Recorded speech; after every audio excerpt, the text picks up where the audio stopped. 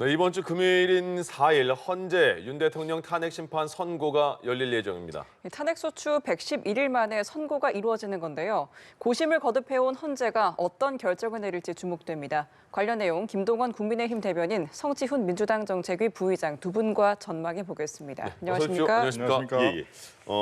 국민의힘 입장에서는 결과가 기각이나 각하가 나올 거다 이렇게 예상하고 있는 거고 민주당은 만장일치 파면이다 이렇게 예상하고 있는 겁니까? 예, 저희 국민의힘에서는 기각 또는 각하를 예상을 합니다. 예. 그렇지만 지금 재판관들이 이미 이제 평결을 끝나고 최종 판결문을 쓰고 있을 텐데요. 그분들 한 분 한 분의 의사는 결과가 어떻게 됐든 간에 존중을 합니다.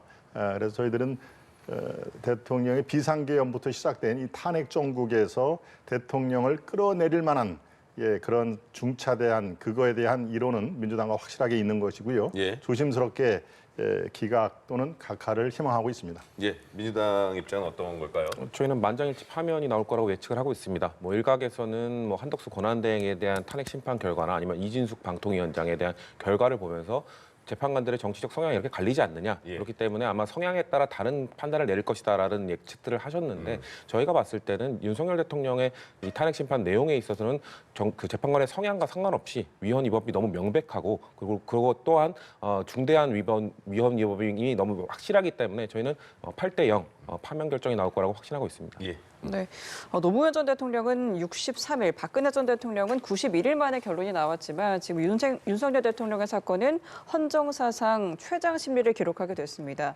헌재가 선고일 발표까지 시간을 길게 끌었던 배경에 대해서 어떻게 보세요? 네, 이거는 이상징후가 있었다라고 정리를 할 수가 있겠습니다. 이상징후라는 물론 이제 민주당의 입장에서 이상징후인 것이죠. 예. 우리 국민의힘 입장에서는 비정상적인 것이 정상적으로 수렴하는 과정이다라고 이제 볼 수가 있는데요. 왜 이상징후냐? 12월 3일 날 비상계엄이 있지 않았습니까? 그런 다음에 1월 중순쯤까지는 사실은 대통령 탄핵에 대해서 의심하는 사람들이 이렇게 많지가 않았습니다. 이거는 비상계엄 자체가 잘못된 것으로 탄핵이 되겠구나라는 그런 예측들이 많았습니다만은 1월 중순이 넘어가서 분위기가 대반전이 됐죠. 그 결정타는 한덕수 총리의 탄핵을 몰아붙인 것이 민심에 큰 이반이 생겨가지고 대반전의 물꼬가 같은 건데요. 그런 의미에서 바로 절차적인 정당성, 이 헌법재판관들이 빨리 하자라는 게 드러나지 않았습니까? 그래서 초시계까지도 등장을 했고요. 이 윤 대통령이 제가 3분간만 증인 발언 신청을 해도 됩니까? 라고 했는데 됐습니다. 라고서 주저앉히는 경우도 아마 우리 시청자 여러분 잘 보셨을 겁니다. 이렇게 무엇에 쫓긴 듯이 굉장히 빨리 하려는 그래서 절차적인 정당성이 크게 문제가 되고 있었죠. 이 헌재 심리는 우리 앵커님들 잘 아시겠지만 1심 단심제입니다. 예. 일반 형사사건이 1심, 2심, 3심까지 세 번의 기회를 주는 데 비해서 이 헌재 심판은 단 한 번에 끝나기 때문에 신중에 신중을 거하고 절차적으로 정당하지 않는 부분이 없어야 되는데도 불구하고 절차적인 정당성은 여러 번 거론이 됐었죠. 그런 의미에서 이제 재판관들도 이게 문제가 심각하구나라고 해서 이 헌법에 인용에 반대되는 기류가 생긴 것도 분명하고요. 그게 세 분이냐 두 분이냐 이렇게 지금 설왕설래가 한 거지만 이상징후가 포착이 됐다. 그래서 당초 3월 14일로 모두 다 예상을 했지만 상당 부분 늦어진 이유가 바로 그 이상징후가 발생이 됐고 그것을 조정하는 데 시간이 상당히 걸렸다라고 정리할 수 있겠습니다. 네, 바로 들어볼까요? 2월 말에 있었던 최종 변론기일 이후에 3월 17일까지 헌재가 아무런 일정도 잡지 않았었잖아요. 이 윤석열 대통령이 탄핵 심판에 집중하겠다는 거였는데 그것이 왜 연기되고 좀 길어졌는지는 사실 정확한 이유는 알 수 없습니다만 저희 민주당에서 봤을 때는 아마도 소수 의견을 갖고 있는 분들이 17일까지 결단을 못했을 것이다. 그렇기 때문에 헌법재판관들은 각각이 개별 주체이기 때문에 한 명이라도 나는 지금까지 결론을 내리지 못했다라고 입장을 밝히면 강제할 수가 없습니다. 그렇기 때문에 저희가 봤을 때는 아마도 소수 의견을 갖고 계신 분들이 17일까지 조금 더 기한을 달라라고 요구를 했기 때문에 조금 더 길어진 것이고 17일 이후에는 아무래도 우리가 봤던 한덕수 권한대행에 대한 탄핵 심판이나 최재해 감사원장 등등 헌재에서 윤석열 대통령 탄핵 심판 이외에 다른 일정들이 너무 많았기 때문에 조금 더 연장될 수밖에 없지 않았나 저희는 그렇게 보고 있습니다. 예. 이번 윤 대통령 탄핵 심판 주요 쟁점 5가지를 다시 간략하게 짚어드리면 비상계엄 선포, 계엄 포고령 선포, 국회 봉쇄와 침입, 또 영장 없는 선관위 압수수색, 그리고 정치인 법조인 등의 체포 지시 이렇게 5개를 크게 나눌 수가 있는데 이 중에 하나라도 해당이 되면 위헌성이 해당이 되면 파면이 되는 거잖아요. 그렇습니다. 그러면 여기서 헌법재판관들은 어떤 부분에서 뭐 이견이 있을까 아니면 어떤 부분은 그 의견이 수렴될 걸로 보이세요? 일단 헌재 재판 과정은 사실을 심리하는 과정이 하나가 있고요. 예. 또 이것의 위헌, 헌법에 위반되는 여부를 볼 것입니다. 그런데 마지막으로 위헌 여부가 결정이 된다 하더라도 그게 중대성 여부에서 대통령직을 파면하는 그런 상황까지 이를 것인지 대략 3단계로 심리가 진행되는 걸로 제가 예. 파악이 되는데요. 네. 자, 이제 위헌 여부는 이 5가지 중에서 한두 가지를 대부분 다 아마 쟁점으로 놓고 치열한 법리 논쟁을 벌였을 것입니다만은 문제는 이것이 위헌 여부는 있다 손치더라도 그것이 이 국민들 직선제로 뽑은 48.7%의 국민들이 직접 선택을 한 이 대선은 말씀드린 대로 체제 이 선택 아니겠습니까? 예. 윤석열을 뽑느냐, 이른바 자유시장 경제를 선택을 할 것이냐, 이재명을 뽑느냐. 그렇다면 시장 경제는 시장 경제인데 다른 그 소수자를 보호하는데 더 많은 돈을 쓰는지 큰 정부인지 이런 체제를 선택하는 거기 때문에 예. 이것이 바로 대통령을 끌어내릴 정도의 중대성을 갖느냐 여부는 아마 헌재 재판관들이 상당한 고민을 했을 것으로 보입니다. 그래서 저는 이 중대성 여부에서는 3분 정도 지금 저 시중에서 5대3 얘기가 나옵니다만은 그건 예. 사실 뭐 확인되지 않는 그런 그 얘기입니다만은 한덕수 총리의 최종 선고를 보면 이 3분은 그 맥을 같이 할 것이다. 사안 자체가 한덕수 총리와 윤 대통령은 물론 별개 사안입니다만은 예. 서로에게 영향을 주는 서로 메비우스의 띠 같은 그런 상황이기 때문에 3분의 어떤 그 판결 자체가 방향이 그대로 정해졌다면은 3분의 어떤 상황은 조심스럽게 기각 내지 각하로 나올 수 있는 가능성은 열려 있다 예. 이렇게 봅니다. 성충윤 부장께서는 이 크게 5가지 쟁점 중에서 5가지에 다 해당한다고 보시는 그렇죠. 거죠? 예. 왜냐하면 이 5가지 중에 전부 다가 인정돼야 되는 게 아니라 하나라도 위헌 위법이 인정되고 그게 중대성이 인정되면 파면되는 거거든요. 예. 저희가 봤을 때는 5가지 전부 위헌 위법에 대해서는 이견이 없을 거라고 생각합니다. 너무 명백하게 12월 3일 날 모든 국민이 지켜보는 가운데 위헌 위법적인 비상계엄이 있었기 때문에 근데 저희가 봤을 때는 국회 봉쇄 및 침입이라든지 예. 정치인에 대한 체포 지시가 곽종근 전 특수전 사령관이나 조지호 전 경찰청장에 의해서 상당히 입증이 되었기 때문에 그건 매우 심각한 중대한 위헌 위법이거든요. 왜냐하면은 비상계엄을 하더라도 그 입법부는 건드릴 수 없도록 되어 있습니다. 그렇기 때문에 입법부를 무력화시키는 국헌문란의 행위가 너무나 명백하기 때문에 저희가 봤을 때는 5가지 중에 다 위헌 위법으로 인정되면서도 그 2가지 사안에 대한 중대성이 아마도 저는 일치로 인용되는 그 사유가 될 거라고 저희 보고 있습니다. 예. 네, 그간 이제 헌재가 만장일치로 결론을 낼 것이라는 관측과 함께 또 일부에서는 5대3 교착 상태라는 분석도 나왔는데요. 지금 앞서서 이제 두 분께서 입장을 말씀을 해주셨지만 선고를 앞두고 현재 내부의 지금 기류는 좀 어떻게 좀 흘러갈지 분위기 좀 어떻게 보실까요? 현재 내부의 분위기를 저희들이 간접적으로밖에 알 수가 없는 상황입니다만은 저는 만장일치로 나오는 것이 매우 힘든 지금 구조로 돼 있다 그렇게 생각을 합니다. 물론 각 진영 또 민주당 추천 또 국민의힘 추천 대법원장 추천 대통령 추천 이렇게 각계에서 추천을 받아서 온 분들이 자기 진영에 더 유리한 그 판결을 내리겠다라는 것은 1차적인 생각은 그렇게 할 수가 있습니다만은 저분들도 법관 중에서 선택받은 분들이기 때문에 국가의 미래를 생각을 안 할 수가 없을 것입니다. 그리고 지금 현재의 물론 민주당 입장에서는 대통령 탄핵만이 국가의 혼란을 방지하는 것이다라고 초지일관 주장을 합니다만은 뭐 그 말도 아주 틀린 말은 아닙니다. 네, 지금 우리 현대 사회에서 비상계엄을 처음으로 우리가 목도를 한 것이니까요. 그렇지만 지금 상황에서 아까 얘기한 중대성이라든가 지금 여러 가지 감안을 할 때 그리고 절차적인 정당성은 이미 말씀을 드렸죠. 그래서 절차적인 정당성이 지난번에 한덕수 총리 그 최종 선고 때 3분이 각각의 다른 그 방향으로 지적을 한 것입니다. 이거는 예. 절차적으로 매우 정당성에 위배가 된다라고 기각, 각하의 논지를 펴면서 이름이 말씀을 드렸기 때문에요. 저는 불과 2주 전에 나온 한덕수 총리의 최종 선고를 감안을 하면 이 세 분은 그렇게 인용 쪽에 흔쾌히 나서기는 매우 어려운 논리 구조로 지난번에 말씀을 하신 걸로 저는 이해됩니다. 그래서 조심스럽게 저희들이 조심스럽게 얘기를 하는 얘기는 지금 현재 5대3, 4대4로 시중에 이른바 그 지라시라고 하는 그런 것들은 사실은 이 출처가 분명한 것이고요. 이제 이틀밖에 남지가 않았기 때문에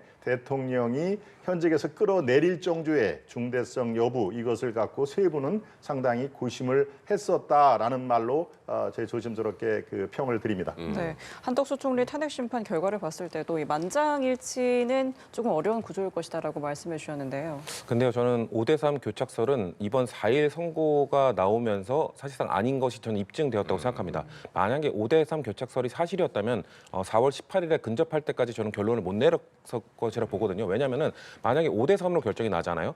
그러면 두고두고 문제가 될 겁니다. 왜냐하면 마은혁 재판관을 끝내 임명하지 않았기 때문에 만약에 마은혁 재판관이 들어가게 됐다면 결론이 달라질 수도 있는 상황이거든요. 그렇게 됐다면 만약에 5대3 기각이다 그러면 8명의 헌법재판관이 기각 결정을 내는 것이 아니라 사실상 마은혁 재판관을 임명하지 않고 버틴 최상목 전 권한대행과 그 한덕수 권한대행이 사실상 기각 판전을 내린 것이다. 이런 평가, 이런 비판, 이런 논란에서 헤어나올 수 없을 것이거든요. 그렇기 때문에 저는 4월 4일로 결정했다는 것 자체가 이렇게 내부의 이견이나 5대3이나 이렇게 첨예하게 대립했다기보다는 한쪽으로 원사이드하게 흘러갔었고 소수의 의견을 조정하느라 조금 늘어졌을 뿐이지 그렇기 때문에 저는 5대3 교착설 그 증거는 많이 떨어졌다고 보고 있습니다. 예.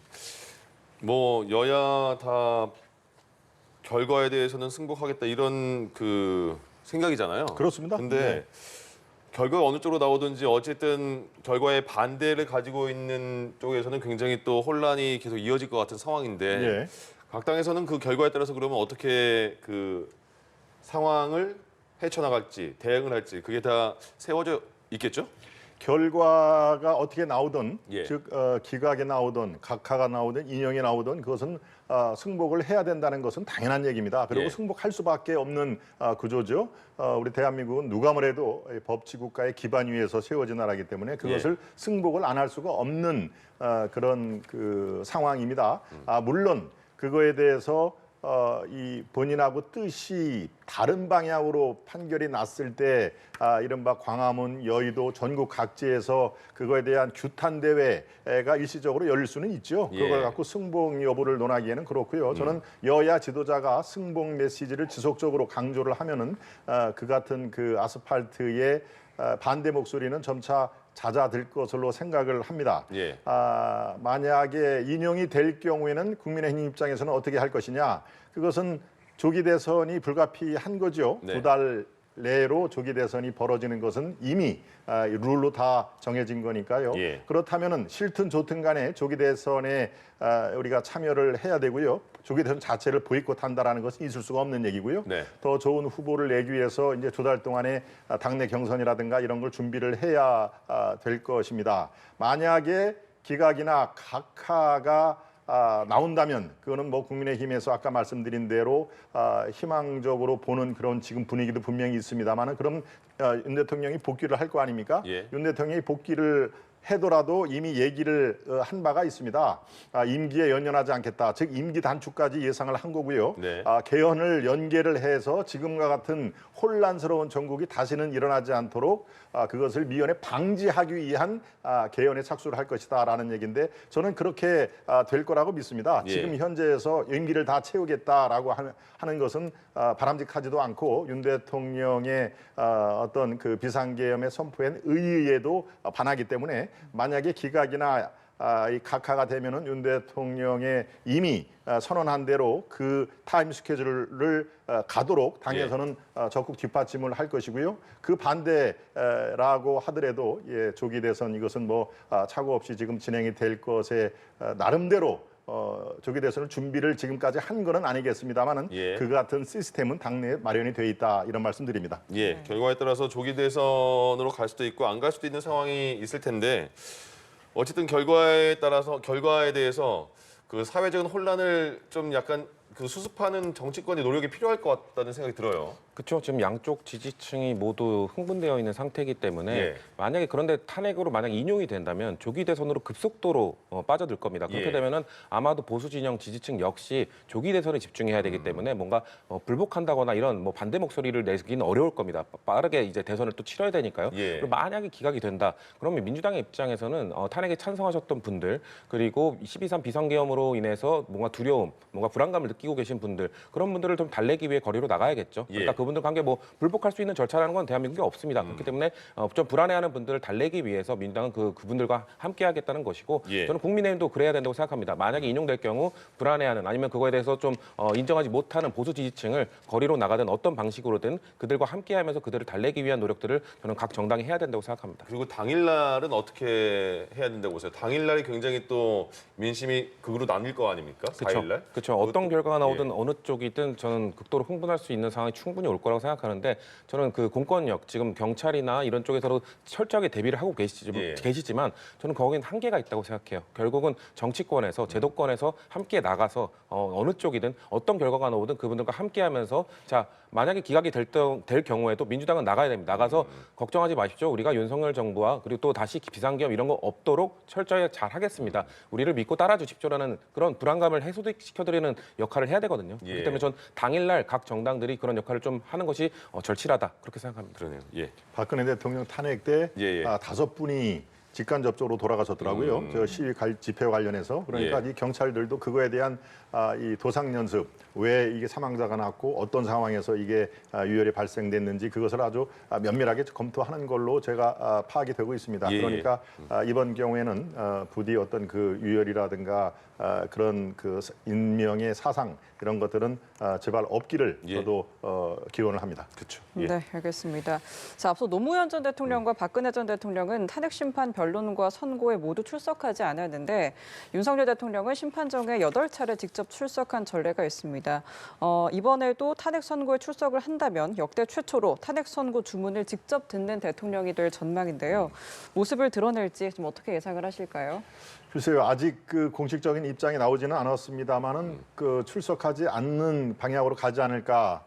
내일쯤이면은 조금 더 구체적으로 나올 상황입니다만은 글쎄요, 직접 변론에 직접 참여를 하는 거고 최종 선고 기일에 참여를 하는 것은 약간 다르죠. 변론에 예. 직접 참여를 하는 것은 본인이 생각하는 거, 증인, 증언, 각종 또 이 형사 재판에서 넘어온 간접 증언들을 조목조목 반박을 하기 위해서 필요하다라고 생각을 했는데 이 최종 선고 기일에서는 그런 역할이 주어지지가 않기 때문에 지금까지 이 석방이 된 이후에 상당히 낮은 자세로 국민들께 도리를 지키는 것으로 스탠스를 유지를 하셨다면은 예, 금요일까지도 그대로 이어질 가능성이 매우 높다 이런 말씀드립니다. 예. 네, 어떻게 예상을 하실지 또 다른 메시지를 낼 수 있을까요? 저는 대변인 말씀 동의하는데요. 어떤 쪽으로 대통령이 예측을 하든지 출석 안 할 거라고 생각합니다. 왜냐하면 인용, 파면될 거라고 생각한다면은 본인이 굳이 파면되는 현장에 가서 그 역사의 현장에 남고 싶지 않을 겁니다. 그리고 만약에 기각을 예상한다면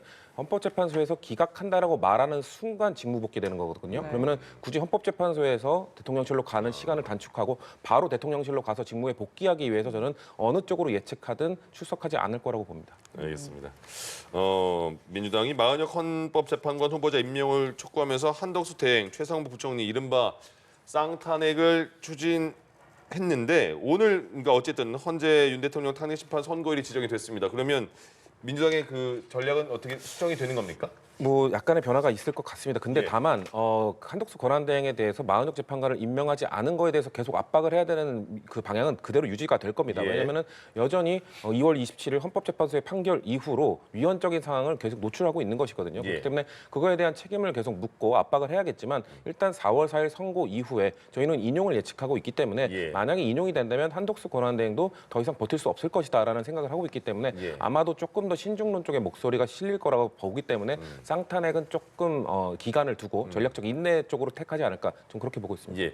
헌법재판소에서 뭐 물론 이거는 최상무 권한대행에 해당하는 얘기였지만 어쨌든 마은혁 후보자 임명 안 하는 거 위헌이라고 말했잖아요. 예. 그러면 한덕수 권한대행도 임명해야 된다고 봐야지 맞는 것인가? 어떻게 봐야 됩니까?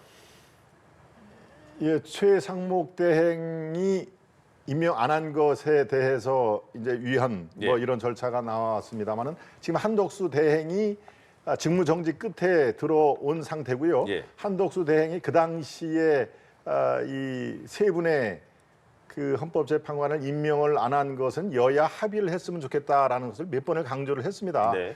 지금 다시 그 얘기를 꺼내면 시간이 많이 걸리지만 마은혁 재판관을 임명을 안 한 것은 여야 합의 과정이 생략됐다 하는 얘기거든요. 나머지 두 분은 분명히 다 같이 국민의힘, 민주당의 부서가 다 돼 있었고요. 오직 예. 마은혁 재판관은 민주당 홀로 부서가 돼 있기 때문에 여야 합의 과정이 생략됐다. 물론 민주당은 그렇게 얘기할 것입니다.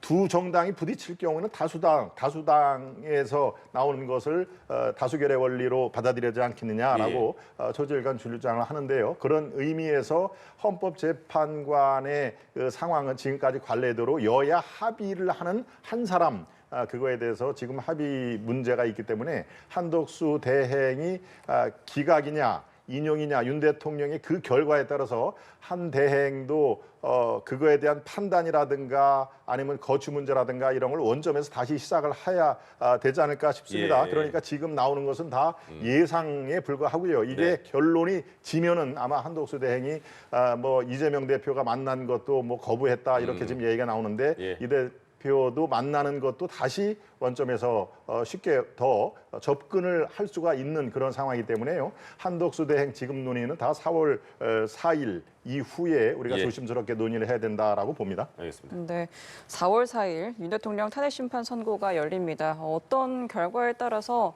찬반 진영 모두 격렬한 반응이 예상이 되는데요. 이 탄핵 심판이 끝나더라도 국민 통합과 또 전국 안정으로 이어지기 위해서 정치권은 좀 어떤 역할을 해야 된다고 보시는지 먼저 여쭤볼게요. 전 아까 말씀드렸던 일단 선고 당일날 정치권의 역할이 필요할 것이라고 생각을 하고요. 저희는 인용을 예측하고 있기 때문에 탄핵이 인용된 이후에도 지금 아마 조기 대선으로 급속도로 흐르게 될 겁니다. 그러면은 저는 조기 대선 2달 동안 선거에서 누가 이기기 위해 노력하고 그런 것만 집중하기보다는 윤석열 대통령 이후를 준비하기 위한 개헌이라든지 뭔가 선거제도 개혁이라든지 이런 내용을 2달 동안 좀 긴축적으로 심축적으로 좀 논의를 하는 것이 향후 전국에 있어서 그리고 만약에 차기 정부가 있을 때 그 정부가 안정적으로 운영될 수 있는 길이 될 것이다. 그렇기 때문에 저는 정치권이 아마 좀 열렬하게 논의를 할 필요가 있다는 생각하고 있습니다. 네, 정치권은 좀 어떤 방식으로 좀 국민을 설득하고 혼란을 수습을 해야 될까요? 예. 먼저 승복 메시지를 지속적으로 여야 대표 지도단이 내는 것이 필요하고요. 그래야 아스팔트에서 승복할 수 없다라고 외치는 그런 그 많은 분들을 달랠 수가 있지 않겠습니까? 예. 그런 다음에는 이제 곧 물론 조기 대선이 열리겠지만 조기 대선 이전 단계로 이제 민생으로 좀 돌아갑시다라는 그런 움직임이 있어야 됩니다. 그래서 상징적으로 민생 법안, 뭐 반도체 특별법 52시간 예외 조항이라든가 상법 개정안 오늘 거부권 행사가 됐습니다만은 그런 것들이 이제 여야 합의로 민생을 일단 좀 보듬고 그래야 이제 국정이 혼란스럽지 않구나라고 할 때 조기 대선 레이스가 출발하는 것이 모양새도 그렇고 실제로 국익에도 더 도움이 된다. 저는 이런 말씀드립니다. 예. 네, 알겠습니다. 이 시간 김동원 국민의힘 대변인, 성치훈 민주당 정책위 부의장 두 분과 함께 이야기 나눠봤습니다. 오늘 말씀 고맙습니다. 감사합니다.